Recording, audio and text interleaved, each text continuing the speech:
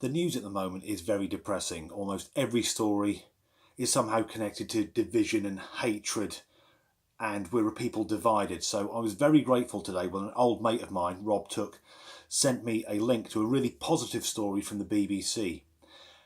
And this story states that between 2011 and 2017, a minimum, and that's important, it could be many more people, but at least 259 people have been killed taking selfies. Thank God.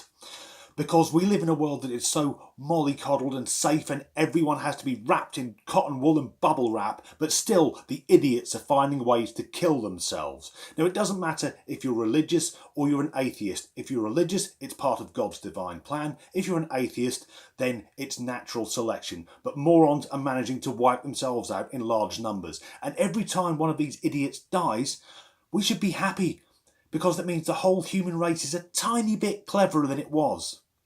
Now, I take selfies, we all do, but I don't take many of them. I went to a gig on a Sunday night and I took about 30 photos, and of those 30 photos, 2 had me in them and they were taken by someone else. Because crucially, I know what I look like.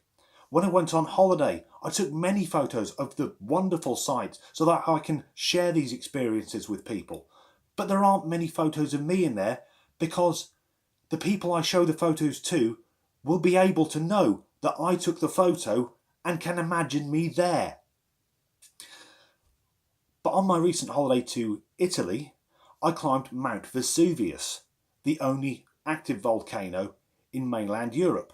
And at the top, I was taking photographs of this wonderful sight, and within seconds, the fucking sticks had come out, and there are the tourists. I remember one young couple, who were there like this, leaning against the barrier, pretending they were falling into the crater. And I stood there and I was praying for that fucking barrier to snap so that I would have the tale that I watched 2 idiots killed by their own narcissism falling into a volcano. Part of the problem, I think, though, is the selfie stick. And it's not the device itself, it's the name. It sounds very friendly. It's a selfie stick, but I propose a name change. And this will actually help save some morons. Because, you know, as soon as you see that phone waving about in the air, there's someone on the other end of it like Harry fucking Potter. So rather than a selfie stick, let's call it what it is. A twat wand. Because whenever you see that phone moving about, at the end of that long wand, there will be a twat.